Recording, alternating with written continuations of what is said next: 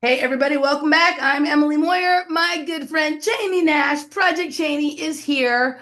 This is like the first real episode of Strange Mosaic of the year. I did do a fun episode with my tennis commentary hero to start the year, but this is the first episode of kind of what we do here. And I'm excited to be doing it with Chaney. It's been a while since we've had a chat, my dear. Welcome back. Happy 2025. What's going Thank you for having It's a happy year of the snake. on? I love it. I think it's started yesterday. So Chinese New Year. So I think it is the wooden snake. Isn't there the Duran Duran song called Union of the Snake? Isn't that Ooh, I isn't don't that a know. real Duran Duran song? Hold on a second. Duran Duran. I feel like for some reason you're saying Duran Duran to me. I had a roommate Yes. once and I hacked into her computer and her password was is there a lead singer? Not Bon Scott. That's Yeah, AC/DC. Simon Le Bon. Simon LeBon was the password name to get into her computer. And I didn't care about any of her stuff. I really just wanted to get online on her computer. Really, that's Right? it. I just wanted to use her computer. And she was this like roommate who was like 10 or 15 years older than me and my bestie, who were also her roommates. And so sometimes this is horrible shit. I'm talking about my early 20s, but whatever. I would put on our clothes. We called her the lady, and we just were like, she was a flight attendant. And so I'd be like, hey, lady. Like, we just screamed lady. She didn't know she was the lady. And then I would say shit like, hey, lady, why don't you stop shaving my cat's knees? Like, no one's shaving anyone's cat's knee. It was like the most ridiculous shit we could think of. But I would just come, like, or my friend, I called her the legend. She would just come home from work sometimes, and I would have the lady's clothes on. Like, and then the last time the coolest, not the coolest, but one of the funniest things about the lady is the legend got fired from her record label job. And so I made her pop brownies once, and we didn't eat each other's food, but the lady ate some pop brownies and maybe she couldn't stop herself. And then she went to work. And so I woke up and looked in the fridge and my girl got fired. I was about to take her to the beach. We were going to have pop brownies. I was going to try to make her feel better. But the lady ate some of these pop brownies and I opened the legend's door. Legend, the lady ate some fucking pop brownies and went to work. And she's like, oh no, what are we gonna do? So we were sitting on the couch, like, oh no, the lady is gonna be on an airplane losing her mind. Like, this is her. All of a sudden, the door opens.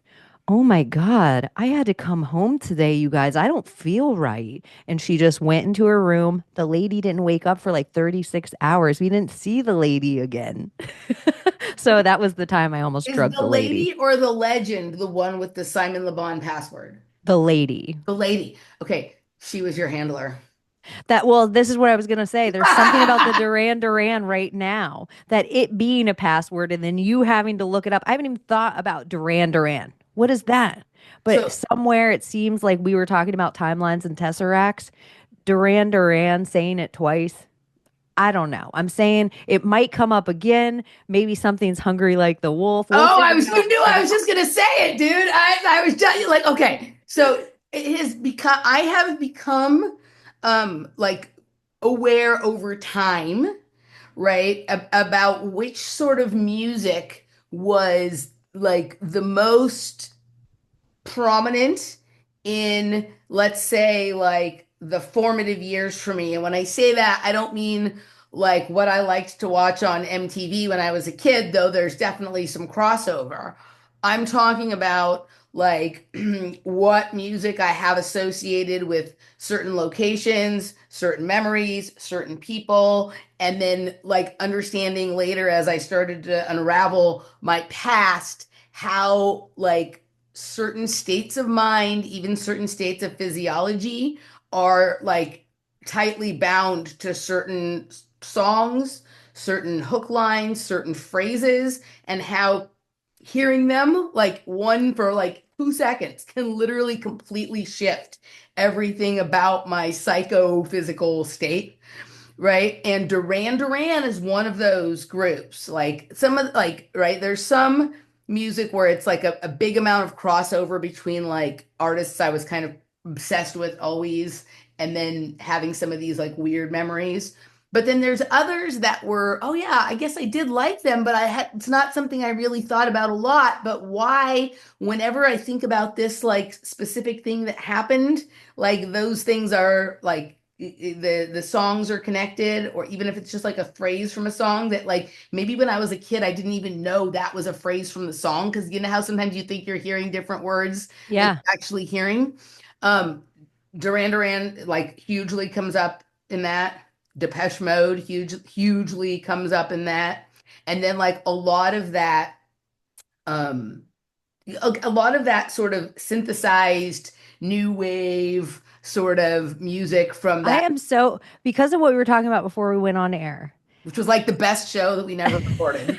But I almost feel like you might have to go back into it because it's making me theorize that, we build these mind palaces, or people say that, like, smell is attached to memories or this kind of thing. Or I was telling you my fascination with the movie Interstellar, and Right. how if you were going through a tesseract of time, of your own timeline, of all your own timeline, of all the different possibilities that could have happened, or the ones that did happen to your reality, if you could float through that, it would almost be impossible to pick the right point in time.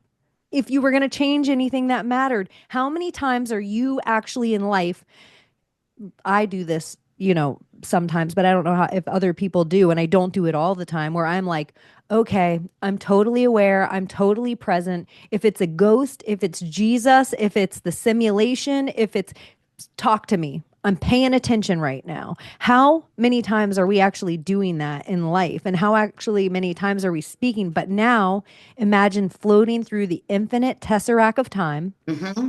and you can hear music coming from a certain area. You Right. would know exactly what time of your life that was. Yep. And you could go almost hone right to it. And so there's something about the creation of the quantum, of this idea of almost like we think of an Ouroboros as one, but it's an infinite amount of Ouroboros, and we all have our own. And then we all have an infinite amount of Ouroboros. If we think of a piece of technology that's so advanced that our heads can't even wrap our head around it. But if we're the actual quantum and we create something that is a version of that, an organic tech somehow, it would be impossible to navigate unless you're here right now in the 3D in flesh. Like if it was a quantum computer, just like that was actually like a jukebox that would play a song when you were hitting on like the junction of these sort of like what we were talking about regarding Thomas before we started recording, like when these two things that need to come together for you to like get the point. Sometimes it's three or four things. Like when that actually happened, if the quantum computer was a jukebox and played the song that will like locate you right to that spot that was the source of what you're sort of connecting to, right? Like something like that. Yeah, like a roadmap almost of your own life. Like somewhere in this conversation of my little moments with Duran Duran, that I'd put, like, if I went through a manila folder and pulled it out and I just told you that story, and then I would tell you, like, it makes me think of View to a Kill. It makes me think of Christopher Walken and James Bond. It makes me Right. think of Grace Jones, which makes me think of Rocky Balboa. I don't know why. Like, this would be like my own, you're in that folder. This moment is now in that folder of Duran Duran thoughts on the Tesseract, and that kind of stuff blows my mind. Like, it doesn't matter now. It's almost like you're giving me a tool. I'm putting it in my belt, but I don't know that I'm not going to need this tool until season 9, episode 2. Right. But, and that's sometimes what I think. Just it's like, for some reason, the music, you might be a person that works in smells, you might be a person that works in whatever different auditory feelings. Some people, like, oh, every time I touch linen, it always reminds me of my grandmother, whatever thing.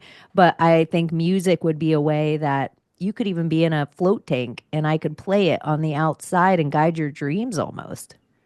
Okay, yes, totally. And you can, I do know a float tank place that has like good sound systems in there, and you can do like your thing with music if you want to. Okay, so you just said things that opened up a bunch of stuff. Okay, So, love. I'm going to talk. So there's two things related to Duran Duran, one about you and one about me.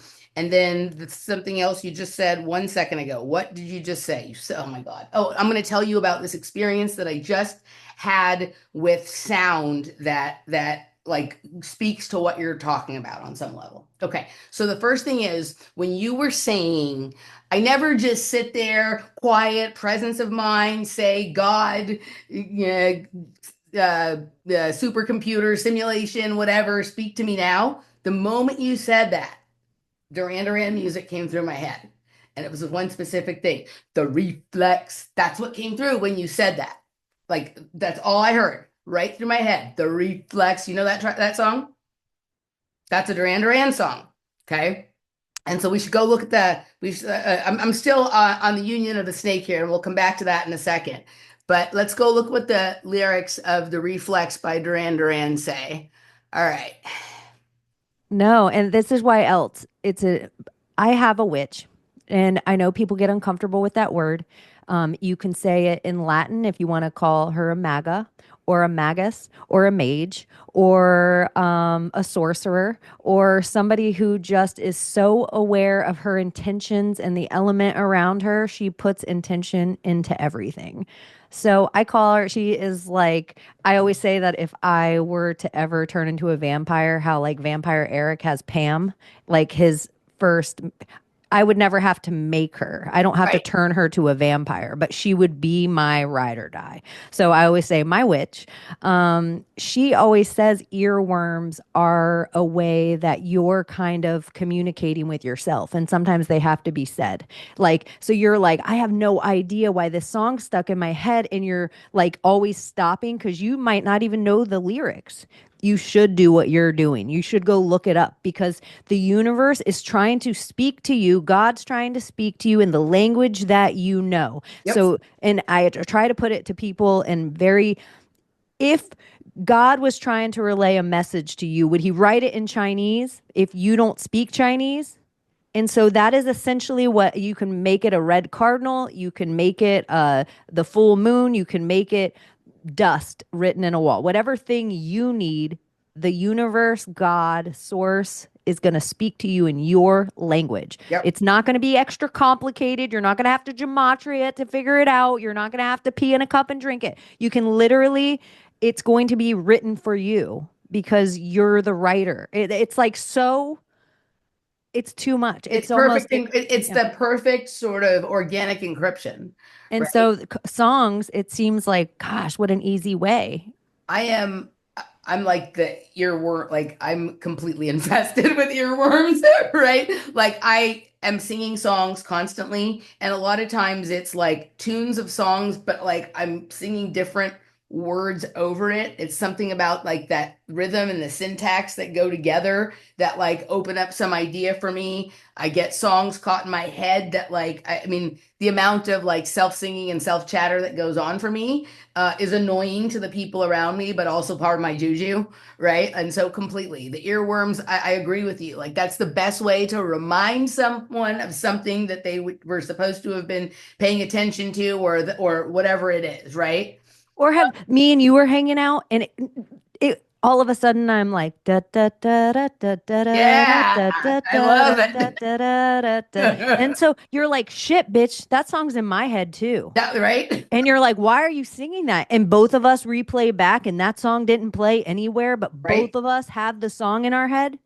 That stuff. And Thomas and I, we were just talking about voice of God, the voice of God technology, skull to Yeah, voice to skull, V2K. Yeah. voice to skull, and even like the way that stuff vibrates. I'm not talking about that. When I say this kind of stuff, where you're like, I got it clear as day in my head. Yeah. Like, I just think that When stuff you is. said it, when you started to sing, I knew what you were going to sing. And this has happened like so many times, like even like very weird stuff. I remember early in our relationship, Laura and I were in Canada, and like for some reason, I started whistling Jante Alouette, right? And she was like, oh Oh my my God, gosh, I it's just, Tom's Diner, and we were talking about Thomas. right. There you But go. dude, why? I was like, why Dude, I haven't sung that song in 15 I years. love that Why? song. It's such a good song. So crazy. Sorry to interrupt. I was like, I had to write it down, like, But because we that were just talking about But this. that song is all about what we were just talking when I was explaining how I have like all this like nonsense like with syntax that I sing to certain tunes. Like that's what she's doing there. She's putting the observations about the room she's sitting in into like a rhythm that is going through her mind. So like that was what she was doing, and we were talking about that kind of process. You know who else? One of my favorite songs of all times, and one of my favorite people to talk about, like Dolly Parton. That's how she made up 9 to 5.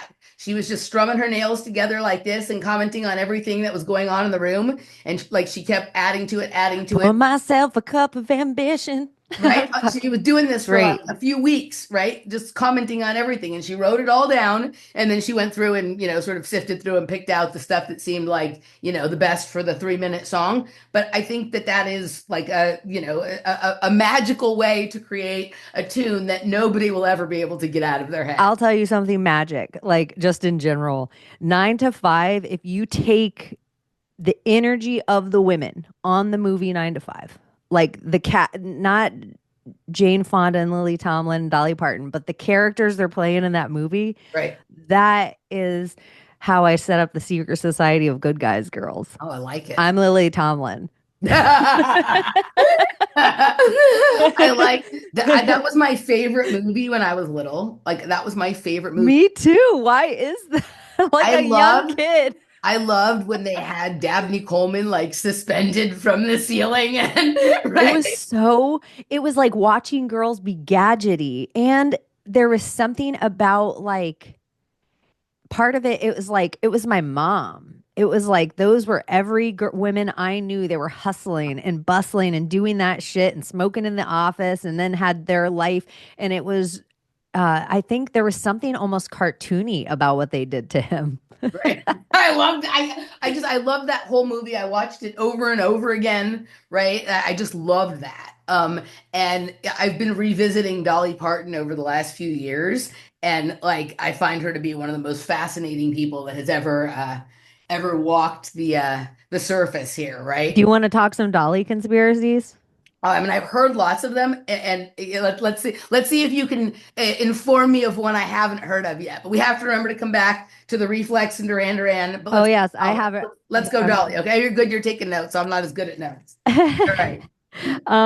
So we'll start with an easy one. There's rumor that Dolly Parton has a full body tattoo, Yes, like from all the way from her wrists, like all the way to her ankles, and like the only part that's not showing, or she's even tattooed here, and she wears like skin suits. I've heard That's like all. one. Yes, I've heard this Okay, one. Yes. that's the easy one. But then there's theories that Dolly Parton is like such an MK Ultra, but even if you get into like cloning thing, Hmm. like Doll is like Dolly the sheep as Right. well. And Right. Dollywood with the butterflies and how they have all the monarch butterflies at Dollywood. Right. It being one of the things that they're if we think like Hollywood is something they enchant people with, then Dollywood, and then we get this kind of like Barbie doll aesthetic that Dolly turns up what Marilyn Monroe was. So it's just like Marilyn Monroe's an hourglass. You think that's an hourglass, and then Dolly, and Right. then Right. it's like Right. very country Americana. Right. So I just even think her name is super interesting. Hmm. Um, but yeah, so those are it's just light conspiracies, like all these different kind of light ones of her just being kind of another one of these. Uh, So I've come to I've come to a sort of different position on a lot of this. Now, I'm not denying that any or all of that is not And only I'm not really a cloner, I should say. right. I don't even believe in cloning. I think that I like I used to be a strong believer in cloning, and now I'm not so much. Cloning becomes an easy explanation for a larger phenomenon that they would rather have you think cloning is the explanation for than what the real thing is. And I feel that way about a lot of conspiracies that we've bought into over the years. Now, from like a more panoramic view that I have of what's going on, I can see how a lot of these were hand fed to us to explain a phenomena. that we're observing but not sort of seeing from up above, and can kind of keep us like sort of in a certain frequency band about what we think we're observing, right? Hmm. When the explanation is really something different. Like planes in the Twin Towers. That, or even just like there's, I think with some of these, even the most like seductive and lascivious conspiracies, they would rather have, like, they're willing to let people think that about them because it keeps people stuck in this loop for a really long time and never actually observing what the actual phenomenon is that is knowable, is explainable, and isn't as seductive. But the knowing and understanding of that phenomena brings with it a huge amount of possibility and responsibility. And Uh, only if a person can train themselves to look past this sort of very seductive, very blame based explanation for things that are going on, will have they developed the level of discernment necessary to be able to handle that, in my opinion. Now, I'm not a fan of keeping secrets or of like trying to block people from knowing things or lying to people. I'm not okay with that.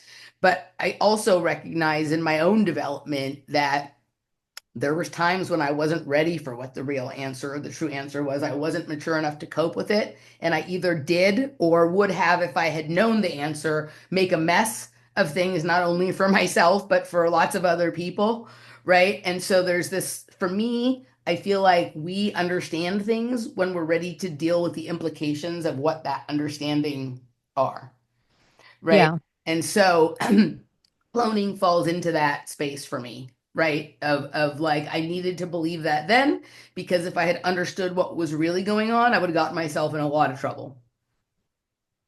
Um, so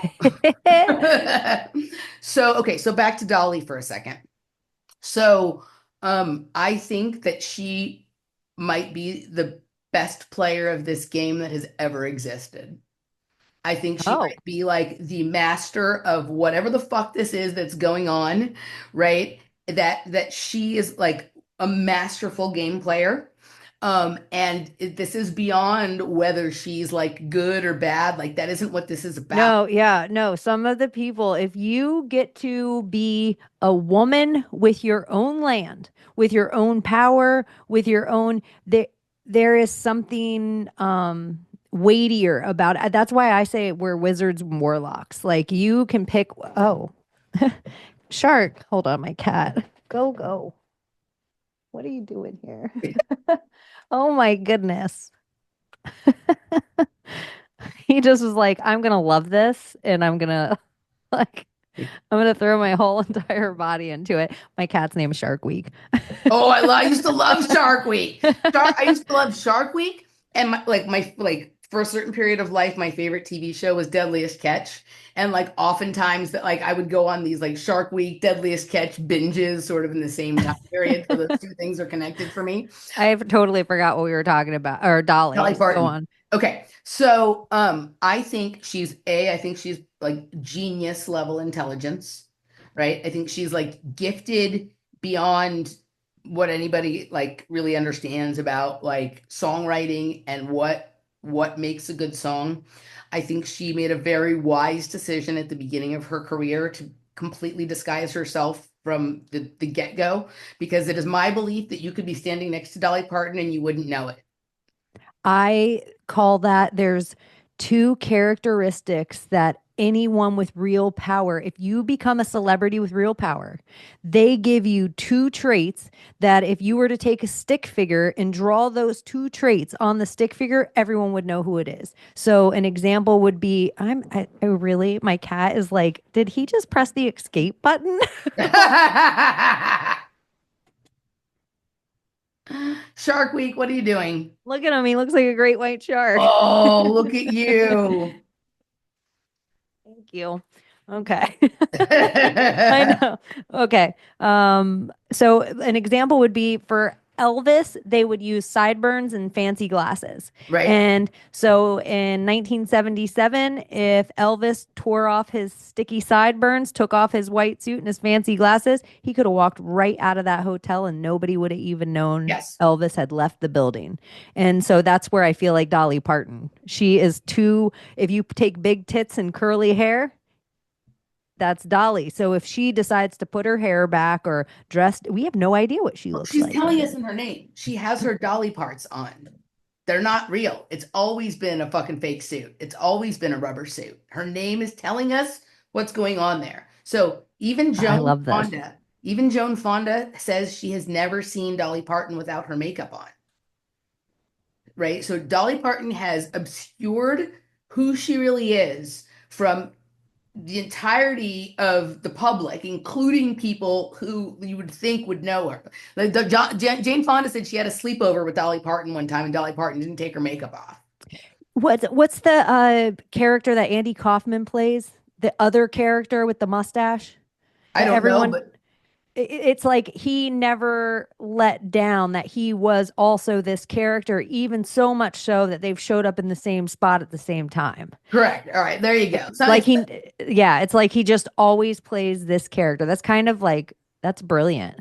Like, something like that, right? So she has never lost the ability to go out in public and blend in with the crowd and make the kind of observations that lead to songs that multiple kinds of artists can sing, that multiple kinds of people can appreciate and listen to, because she's describing the experience of being a human in a world that most people, once beyond a certain level of fame, lose the ability to connect with. And that's why she's so prolific. And that's why she's had this long lasting career. And that's why so many people have been able to sing her songs. She also recognized the power in having somebody else sing your song and even maybe sing it better than you.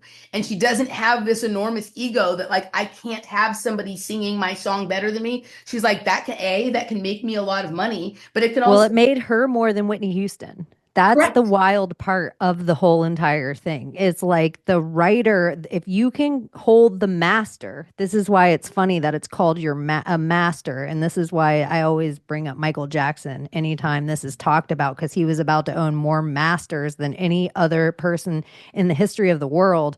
And really over the amount Sony's whole entire music industry was. So Dolly is a master of her actual words where not a lot of singers are. And a lot of people don't know that. Like Whitney will see 1% of the income that Dolly gets from that Correct. song. There was so much more pomp and circumstance about how Whitney sang it than how Dolly sang it, and people associate her with that song and whatever it is. But Dolly Parton is comfortable in a lot of different positions. She's done backup for a lot of people. She's been sub characters in movies and stories and stuff. She's written songs for lots and lots and lots of musicians. She just doesn't she's not obsessed with being the center of attention. So she understands what things look like from every position in the room, right? She's like walked around and she's been in what is the REM? That's me in the corner, that's me in the spotlight. Like she's been in all the positions in the room, looking at herself, looking back at everyone else. The way she describes the music she makes is so interesting. Well, that's a sweet little song, or this little jingle or that little jingle. But if you hear her talk about what the songs sort of mean, it's usually something different than what your assumption was, right? And it's also open to interpretation. But as far as the tattoos all over her body, I believe that is likely true. Did you ever see the movie Memento, Yes. where Guy Pearce had everything he needed to remember tattooed all over his body because his memory reset every 21 minutes? Uh, yes. Right?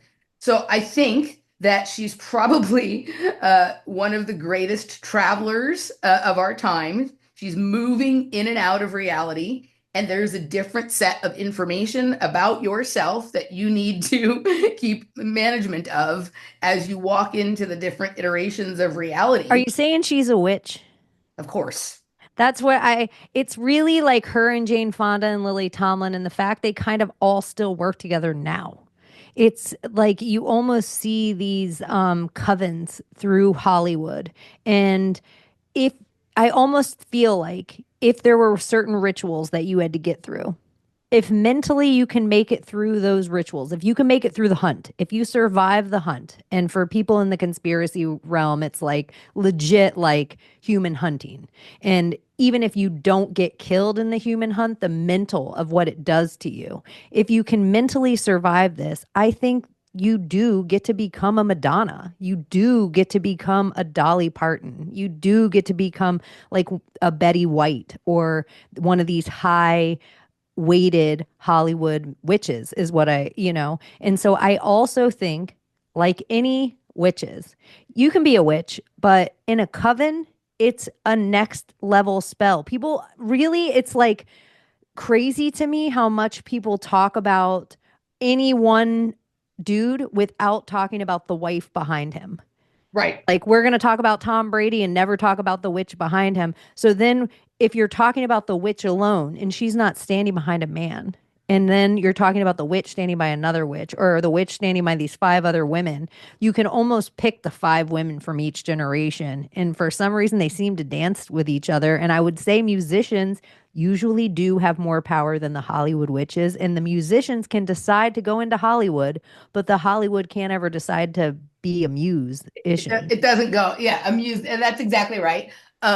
So the other thing is like if you look at Dolly and Jane Fonda and Lily Tomlin, they're very, very different, and they have played this game with completely different tactics, right? But there's some really revealing. So the Netflix documentary from a couple of years ago about Dolly Parton was really good. And then there's also this fantastic interview of her with Barbara Walters, where Barbara Walters basically insults her. And then Dolly's response to that insult to me completely explained her philosophy about how she plays the game. And I think she plays it really fairly, right? She like basically laid out in a few sentences what she's willing to do and what she's not willing to do and how she behaves when people do specific things to her.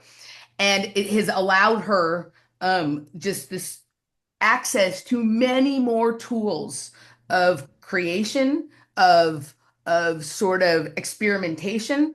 I don't know if you like checked out her album from last year called Rockstar, but like basically she sang like every almost every famous song, either better than or with the famous person who previously sang the song.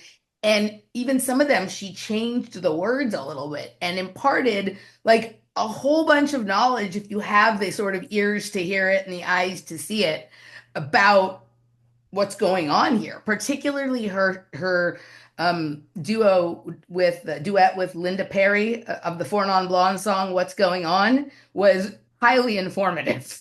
And everyone, just so you know, if you don't know Linda Perry, and you might know that song, What's Up, What's Going On, but she probably wrote 10% of the number one hits of the early 2000s. Yep. Like if a female sang it, Avril Lavigne, Christina Aguilera, like that song, Thank all um, those people. Yeah. I am beautiful in every single way. That is Linda Perry's song. And so, in that way, we were just talking about the power of a master. Yep. And you might know Britney, you might know Christina, you might know, their face, but the power, Linda Perry is the muse behind that power. And it's kind of funny because you see Sia, we've talked about this a few times, that Rihanna doesn't, you're like, oh, I love Rihanna's voice. That is a woman who is mimicking another woman. That's not Rihanna's voice. But we didn't know that until we met Sia.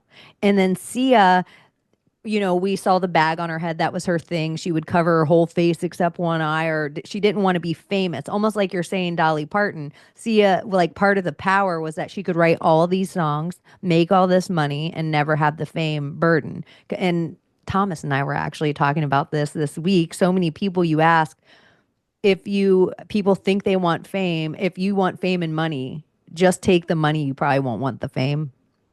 Like people always think, but it's like fame is power. Fame, you can get the money back in a day. And it's my only real awareness about Sia is that she was the subject of an episode of the Glass Bead game that Michael and I did that actually Danny joined us for. that was kind of interesting. I'm pretty sure that yeah, I'll dig it up and find it. If I can find it, I'll include a link. But yeah, I mean, so there's one other thing about Dolly Parton. Okay, so I have a cousin that I've spoken about many times, right? So the actress Marky Post is my cousin through marriage, right? I'm not blood related to her, at least not that I know of, right? Um, but she like someone who had a huge impression on me during my life. She was a very intelligent person, right? She used to write the questions for Jeopardy before she ever like got acting roles, like big acting roles in Hollywood. She comes from a very interesting family. I've gone into like all of that. But the farther she passed away a few years ago, and the farther I get from some of the experiences I had with her when I was a kid, I have a different perspective now that right, and I realize that whether knowingly and intentionally, or whether I don't know how this stuff actually works, she was giving me a lot of hints and a lot of clues as to sort of what was going on and how the world works all the time. And one of the things she told me when I think I interviewed her for something for school. I can't remember if it was in like sixth grade or eighth grade. It was when I was like young. And I asked her who her favorite celebrity was. And I fully expected her to say Princess Diana, because when you would go to her house, she had all of that like royal regalia stuff, like all the like plates and things like that with Princess Diana. There was like a whole almost shrine to that in the house. But I was very surprised when she told me Dolly Parton, right? And she told me Dolly Parton for all of these reasons that you and I are like, she didn't go into the details about conspiracies or anything, but basically what she said to me was like, she is so good at what she does, and she's a truly nice person, and she treats people well, and she treats them with respect, right? And I'd totally forgotten about that until a few years ago when I sort of rediscovered my love of Dolly Parton. And I remembered that interview I had done with her. And I was like, wow, that was like she had never mentioned Dolly Parton to me before. I never heard Dolly Parton's music being played in her house, right? It's never a topic of conversation. But when I sat her down for the interview and I asked her who her favorite was, right? That was the only time she ever mentioned Dolly Parton to me. So there was no one else around, right? Like If you we contrarian and play Secret Society of Good Guys with Dolly Parton, she did do the movie Rhinestone with Sylvester Stallone. And Sylvester Stallone right now is on this like Hollywood czar team for right. Trump. And Sylvester Stallone about a year ago, maybe 2 years ago, it might have been 2022. Could have my time frame during lockdowns, it's rinsed. My Kronos worship during lockdown is gone. But he was sitting on a plane that he had a Q hat on with a storm around it. So I would say that the only way we could ever hide our secret society of good guys, I say this over and over again, is in plain sight. So In plain sight.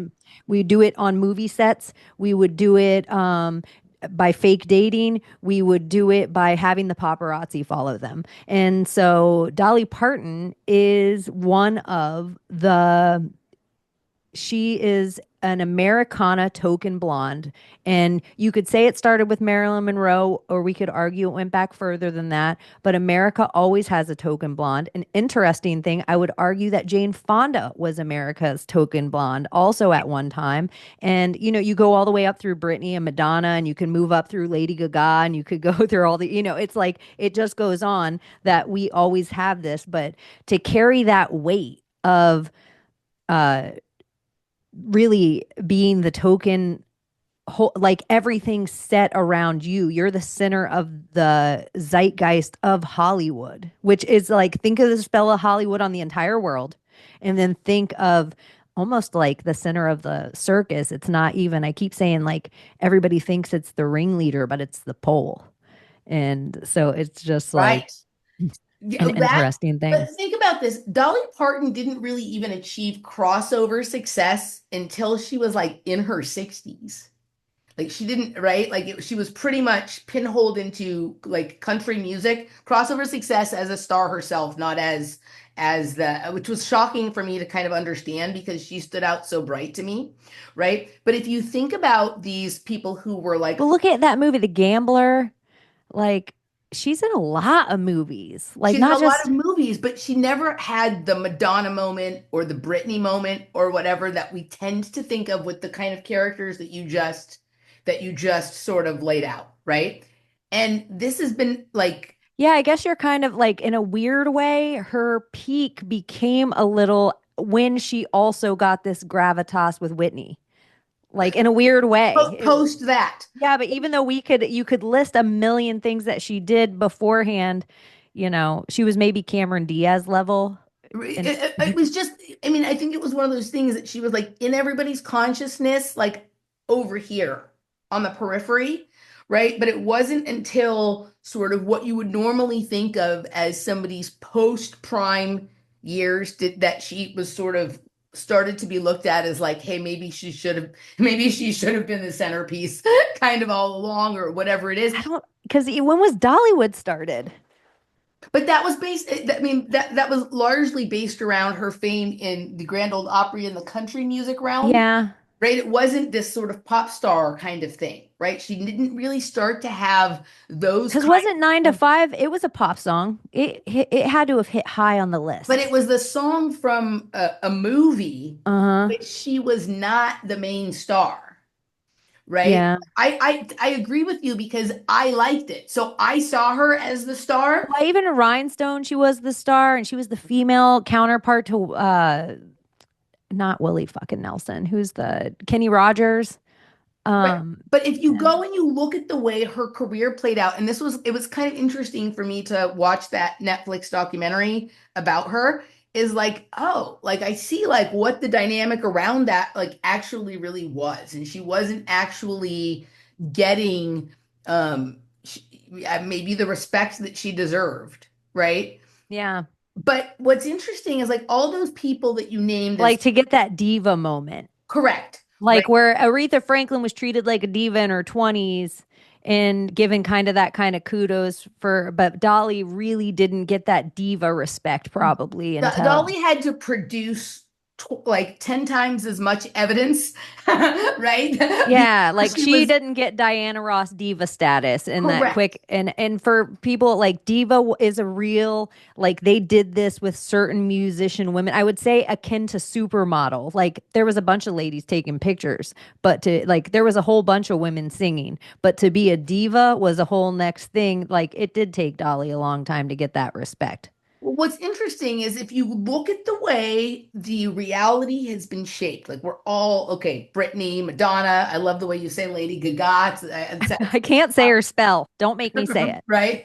Um, but like the other person who I've always been fascinated with, who occupies on some level a similar kind of space as Dolly Parton, though different, is Deborah Harry from Blondie, which I think we've also spoken about. Mhm. She introduced all these alternative styles of like music that were considered fringe before, but She put hip hop on hip MTV. hop, reggae, ska, disco on a certain She level. gets no credit in the No hip hop credit. community for like literally her Fat Fat Freddy and her lyrics were the first Rap, time. It wasn't because she was the first to fucking rap. It right, was because she cracked Yo MTV Raps has to give credit to Debbie Harry. right. And that is wild. And But that's not most the only big one. rappers from that time say that punk scene is so similar to their scene. Like they Correct. came up even Beastie Boys. She did it with a bunch of different styles, right? And the rap is like the most known one, but she did it with ska, she did it with reggae on a certain level. She did it with like pushing a certain kind of disco sound into a pop thing, right? And she's always been like famous, but she never had the level of fame that all those blondes you talked about have.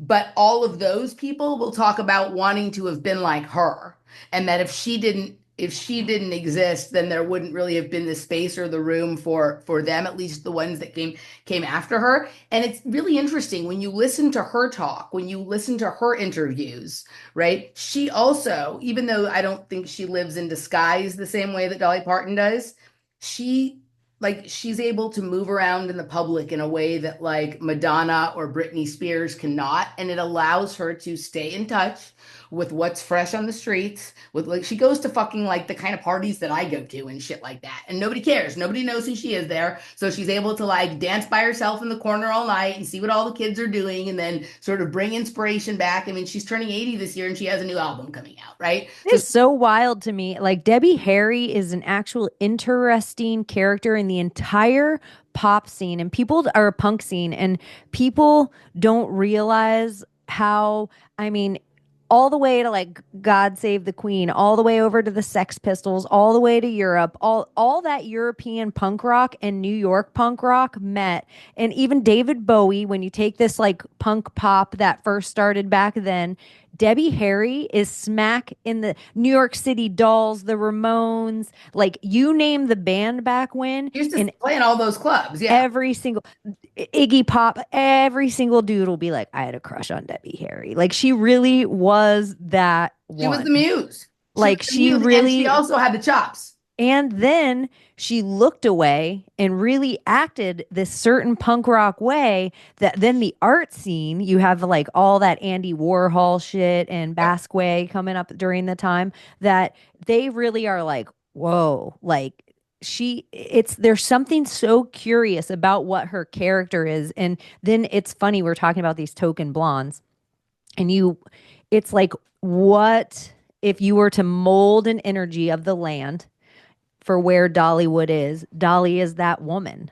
And if you were to mold an energy of what New York City was at that time, Debbie Harry is that one. She's it. And you know, even the more fascinating thing about Deborah Harry, like all of her music is about power and genetics, about nuclear fusion, nuclear fission, genetic engineering, all of that kind of stuff. Like you can find the key to like deep like physics and science that like we're only really starting to understand on a more massive level now in her songs dating back into the 70s.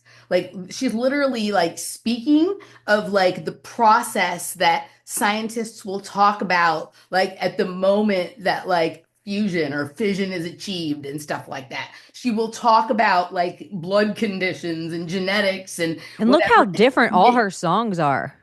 Like I'm just thinking Totally. like in my head I was just rolling through a roll and I'm like, "Geez, man, the composing of those songs for punk music at the time. Like if you take any Ramones album and lay it next to that Blondie album that came out the exact same time, that it's almost like there's a Queen level of mixing going on that Blondie album. It is kind of crazy now that And I'm then like, holy shit, like even just playing the layers of it and you wonder having how it much she sound sat like in the that, studio. having it sound like that, and then having the lyrics of the song be like literal information about the structure and function of reality, as opposed to just like, you know, I kissed a girl or whatever Yeah. kind of thing. Like there's a code being laid down, and she's using these rhythms to like best platform those ideas in a way. It's almost like these are the songs that will stick with you. They're earworms. And when your consciousness is ready for fucking fusion energy, you're like, wait a second. Right. And you go back and like I spent several shows, a couple was either last year or the year before, unwinding the symbolism of the lyrics of all those songs. And I'm like, Lee, she is literally describing what the pictures of the moment of fucking like plasma confinement and fusion looks like. Well, think of we were talking about Linda Perry earlier and everybody knows what's going on, but think of that whole album. So good. It's literally interstellar. It's Yeah. like she's talking about these moments. And so then if we're talking about a tesseract of time that we eventually build and we need all these kind of big moments in time so we can get back to them if there really were muses. The muses' jobs would be to inspire those moments of time so the collective could remember them.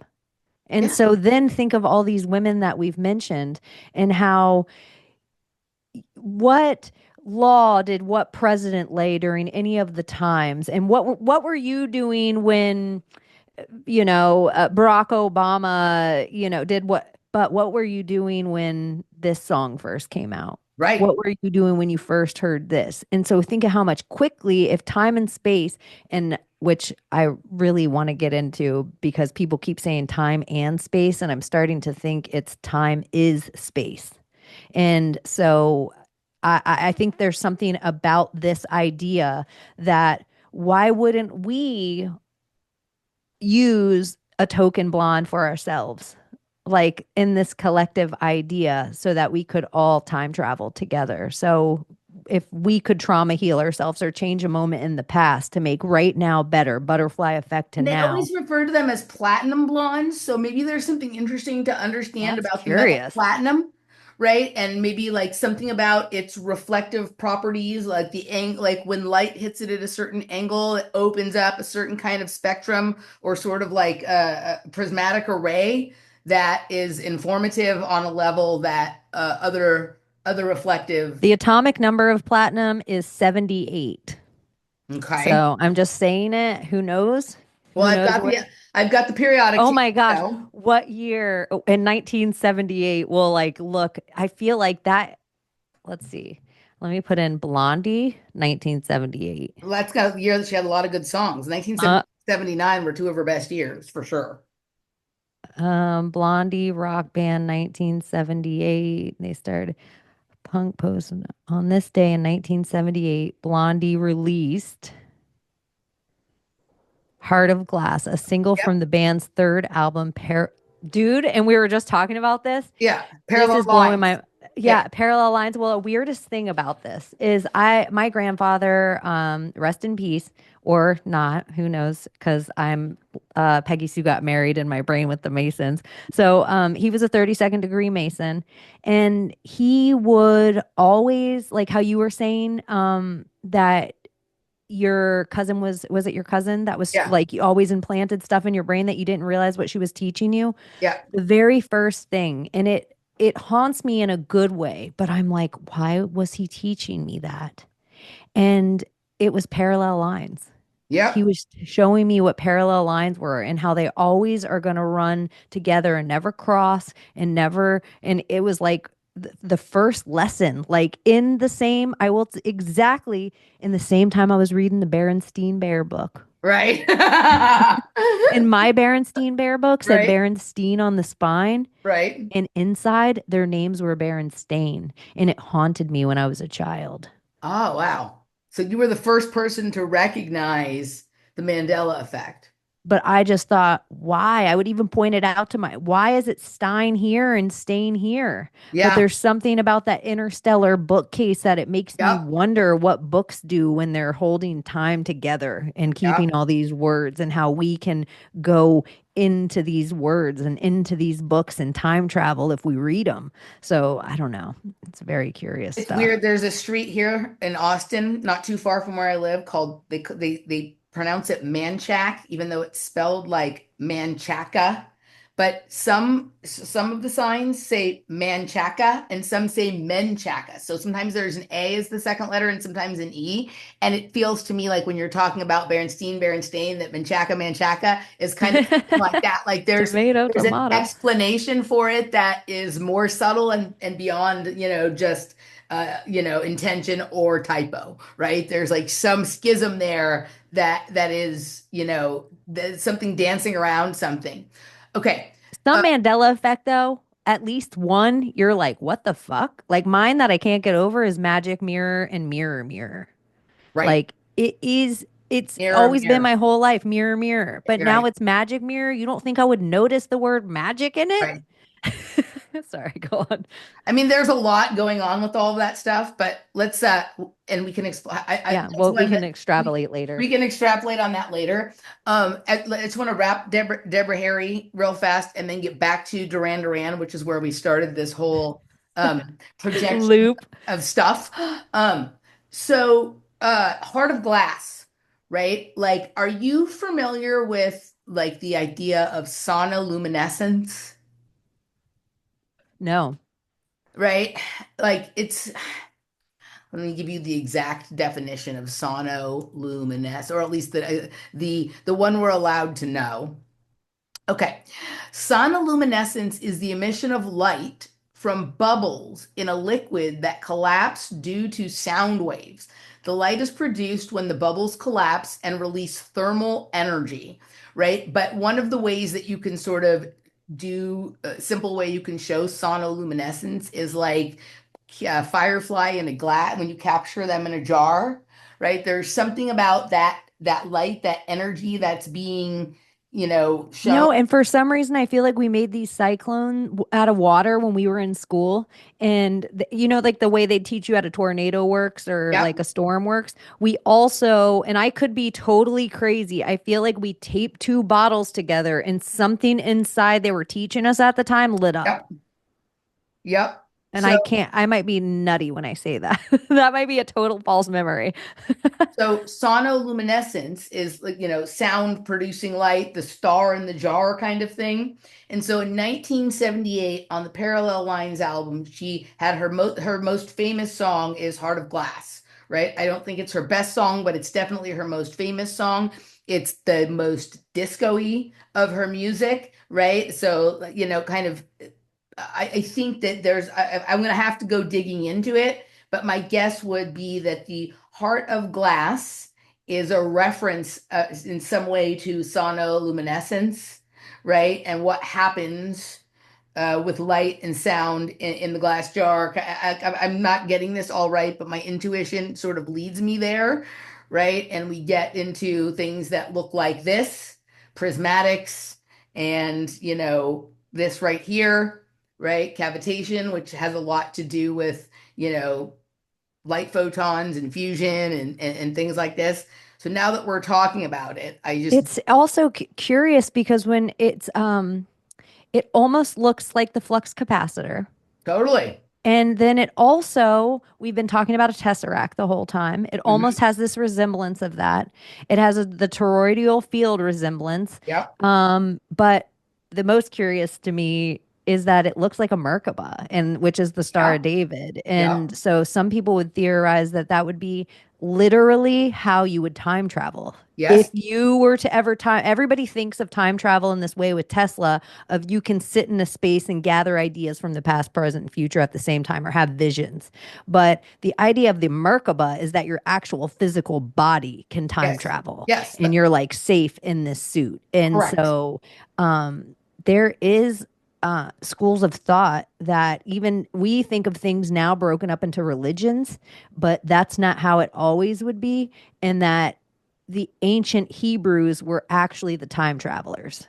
And so what we know now as the symbol of the Star of David was actually the Merkaba they arrived in. I agree. Yeah. This stuff comes up from, I spend a lot of time with time travel and dimensional travel and sort of the Well, difference. you have that behind you too, which I think is so crazy because a lot of the flower of life, and you break it down into mathematics into its most simple form, it is that same kind of time travel Merkaba. It's all like it's still laid out in there. And so it's cool. Think it's like a projection of an ability to project an energy field around yourself that is flexible and somewhat mobile, but that also protects you from the degradation of your body, that keeps your cells, like allows them to vibrate enough to be able to sort of move through some of these things, but keeps them coherent enough If that they time don't is break.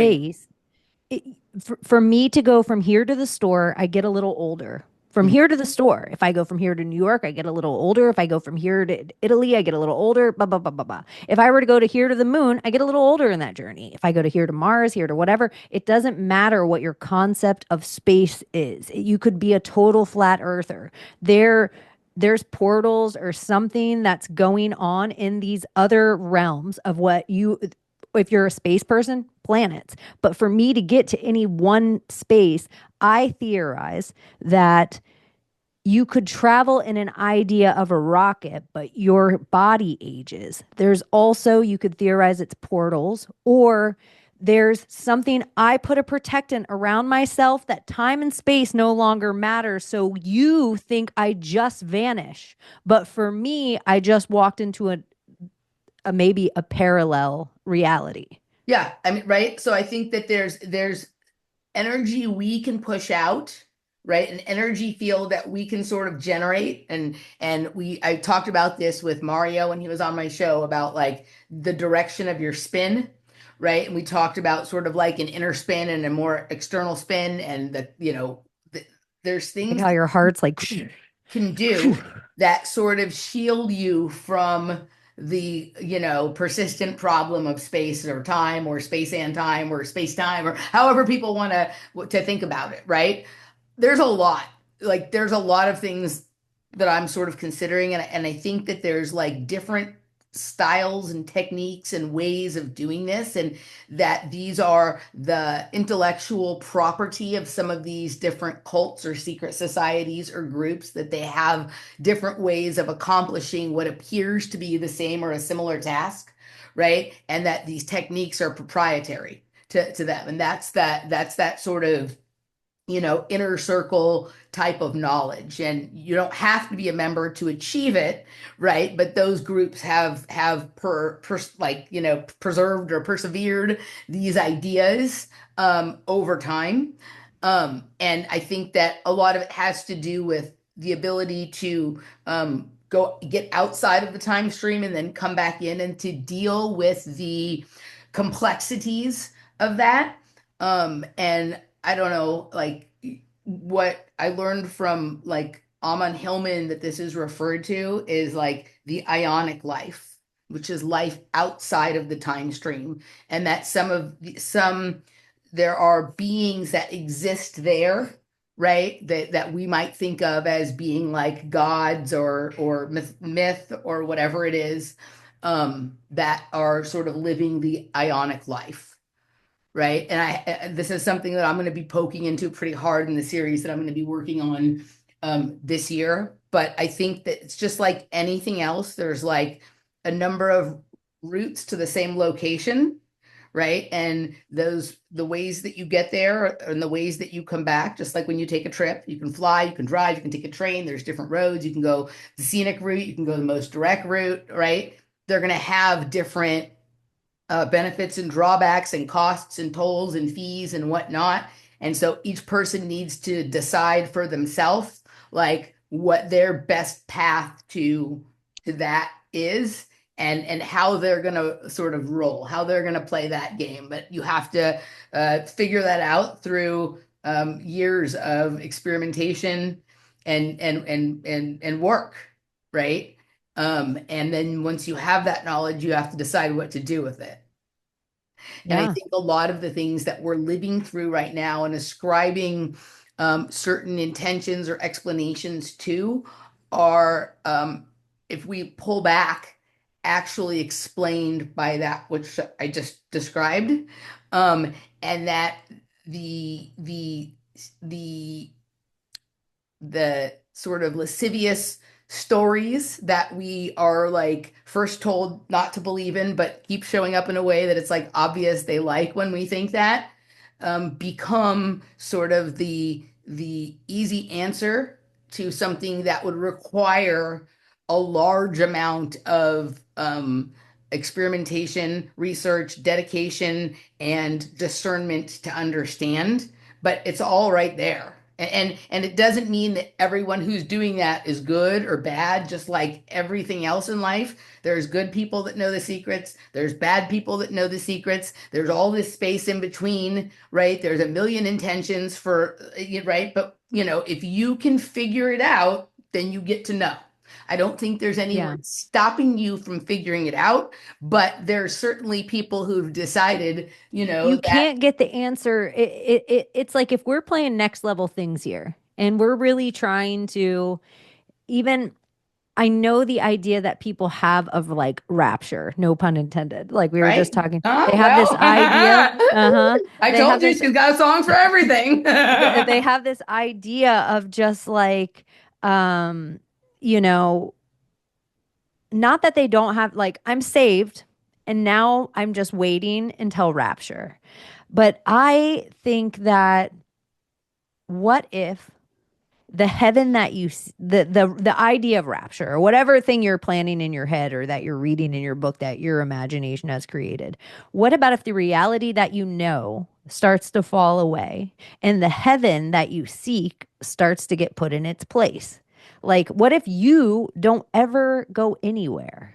What if you guys keep, it's like somewhere we've allowed the movies to tell us what a woman is. And so now a man can say, I feel like a woman. How would you know what it's like to feel like a woman? You feel like what the movies tell you a woman feels like. And so it's like that would be like a giraffe being like, I feel like a lion today. You're never going to know what a lion feels like. You could feel like what you see a lion looks like, and you gather like, oh, what must be a lion. No, you're never going to know. You feel like you want to dress on. You feel like you want to be barefoot in the kitchen. You feel like you want whatever thing you think is a woman, you feel like you want to do that thing. But you would possibly have no idea as a man what it feels like to be a woman or vice versa. It's like it would be ludicrous.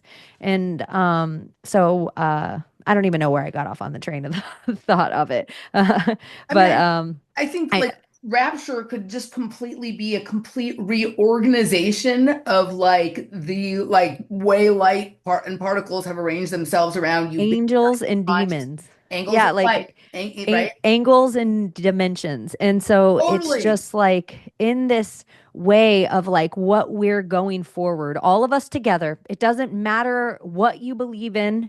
It doesn't matter that's the wildest thing. It doesn't matter what you believe. We're all doing this together. All doing it.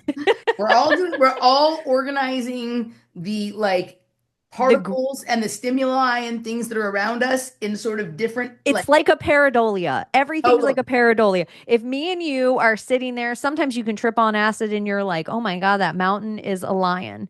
And then sometimes we don't need acid. We both look at it and we're like, that was a lion. Yeah. Like that is a freaking lion in every way that we see it. And sometimes our brains just need to make sense of the dark. So if you lay in a float tank, we were talking about that, and you're in pitch black, they say you see things because your brain is desperately searching to make sense Right. out of everything. So it wants to put an image on it. It wants to make sense out of it. It wants to put it in one of the Shakespearean storyboards. And it wants to do it. It feels comfortable with having some kind of form. But that's really the way we see this reality and Okay, add to every your single thing. list the speaker gods to your list, and then right of things that we need to get back to because what you just said was sort of like a version of that. Let's just real quickly. I'm checking out the lyrics to Rapture, which I mostly know because I used to sing the song all the time, but like I haven't looked in a while. Boo, doo, Toe boo, to doo, toe, boo, dancing boo, very boo, close, boo, boo. barely breathing, almost comatose, wall to wall, people hypnotized, and they're stepping lightly, hanging each night in rapture. Back to back, sacroiliac, so the spine, spineless movement, and a wild attack. Face to face, sightless solitude, and it's finger popping 24-hour shopping in Rapture. And then she goes into the famous rap. But I think that those that And she's almost telling you like the rapture you're waiting for, you're actually living in right in the moment. right, Like you are shopping, like the shit that we're up to is so far away from where we should be. What rapture are you fucking waiting on? yeah. It's pretty And she was heady. telling us this like long before we had like all the bullshit we have now that we think is the cause of whatever distraction we think we've been. Or I would say, Right. like, if we're reading a lyric from the Bible, like Debbie Harry, 11, 12, like a thing from the Bible, we could theorize that she's talking about an orgasm, which would also be like such a heavy magic. Right. And but that is like the coming together and then the orgasm is very much like the Finger plasma popping. release of the fucking fusion, right? Kind of thing. Like there's it's She like hooked up, what's her face from Cherry Bomb?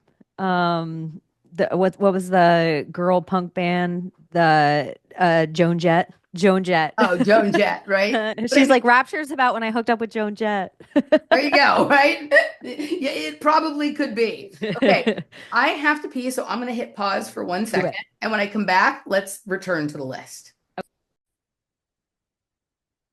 Hey guys, you just enjoyed the first hour of what ended up being about a 3.5 hour banger that I did with the one and only Project Chaney last week. If you enjoyed what you saw so far and would like to watch the rest, links for locals, Patreon, Rockfin are down below. I offer a free month with the promo code over on locals and a free week at two different levels on Patreon. So go check those out if you want to see the rest. And Chaney's information is in the description box as well. Hope you enjoyed. See you soon.